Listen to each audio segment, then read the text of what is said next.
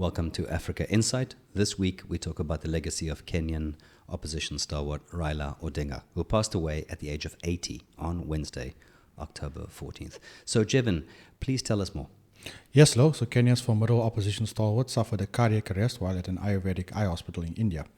Indian newspapers initially reported Odinga's death on Wednesday evening, while official confirmation came from his brother, Oburu, on Thursday. On his passing, President William Ruto described Odinga as Kenya's foremost statesman and one of Africa's greatest sons, a giant of democracy. Ruto has since declared 7 days of mourning, ordered flags at half-mast, and announced that Odinga will be given a state funeral at the presidential level, which will happen this coming Sunday. So Jervin, tell us more about Odinga, the man. Yeah, so he was born on 7 January 1945 in Kisumu County. Odinga was the son of Jaramogi Odinga. Interestingly, this is Kenya's first post-independence vice president. He was educated locally but then studied in East Germany, getting a degree in mechanical engineering. Odinga's political career began in the late 1970s, during which he emerged as a vocal critic of the one-party state regime under President Daniel Arap Moi. In 1982, he was detained without trial for 6 years, accused of involvement in a failed coup. He then began his career in Parliament in 1992, where Odinga initially joined the Forum for the Restoration of Democracy, Fort Kenya. Following a failed 2005 constitutional referendum, he led the formation of his party, the Orange Democratic Movement.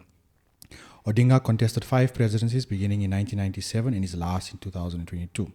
While he never won the presidency, Odinga came closest in 2007, which sparked post-election violence, leaving at least 1,000 people dead.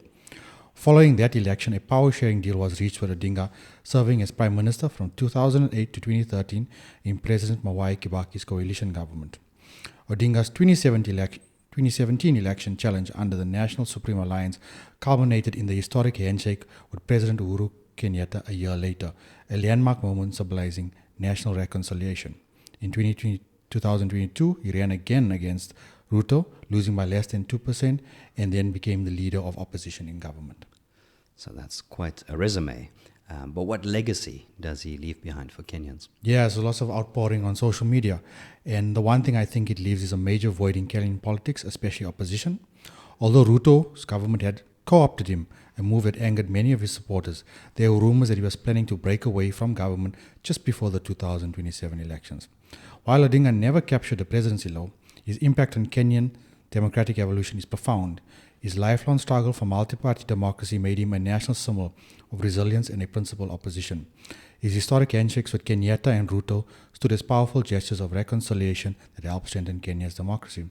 Odinga's death in particular will resonate strongly with Kenya's youth, the Gen Zs who have led anti-government demonstrations of the last 18 months, many of whom who saw him as a steadfast ally. Thank you, Jervin, and I think we'll leave it at that.